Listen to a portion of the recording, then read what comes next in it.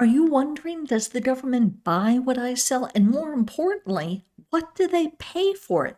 In this video, I show you how to find what the government pays for the product or service that you provide. This is a great way to find out whether your prices are competitive to win government contracts. So let's dive in. Let's start with how to find prices for products, and then I'll show you how this works for services. I'm going to start at the GSA Advantage website. The URL is gsaadvantage.gov. And in this top box, I'm going to search for Dell Latitude Computer. And now you see all the different products available and their prices. If I click on one of the products, I see the different companies offering this product to the government and their catalog list price. Now, another way to search the GSA data, and what I recommend you do for services, is to go to the GSA eLibrary and search for your service or product. The website is gsaelibrary.gsa.gov. And I know the terminology is a little weird here. What you need to know is that a GSA schedule, which they also refer to as a multiple award schedule or MAS, is just a long-term contract with the government that specifies the prices the company offers to the government.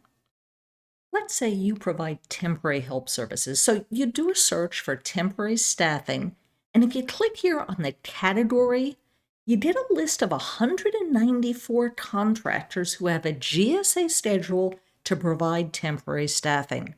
You can download the list of contractors. You can also sort by location to find companies in your city or state.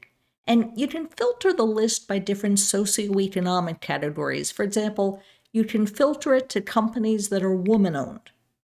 I can click over here labeled Contractor Price List, and that'll take me directly to their price list, or I can click on the company's name, and that'll bring up additional information about the company. And now I'm going to click on Price List and show you their GSA price list. So what we see here is this company's actual GSA price list for temporary help services. The price list includes a description of each labor category that they provide. And you can see that this particular company provides temporary staffing in lots of different labor categories. And if we scroll down to the very end of the document, now we're going to see their pricing for each of those labor categories. These are the hourly billing rates for each labor category that they provide. For example, the hourly billing rate for an administrative clerk is $43.75 per hour. Now, one thing you need to know about these price lists, think of the GSA price list as the company's maximum price to the government. Just like I like to buy things on sale, so does the government like to receive a discount off of these list prices. So the actual price the government pays may be lower than the numbers listed here. Hey friends, I hope this was helpful. Say hello in the comments below. And don't forget to like the video and hit the subscribe button and tick the bell icon as well so you get notified each time I upload a video. Thanks for joining me. See you next time.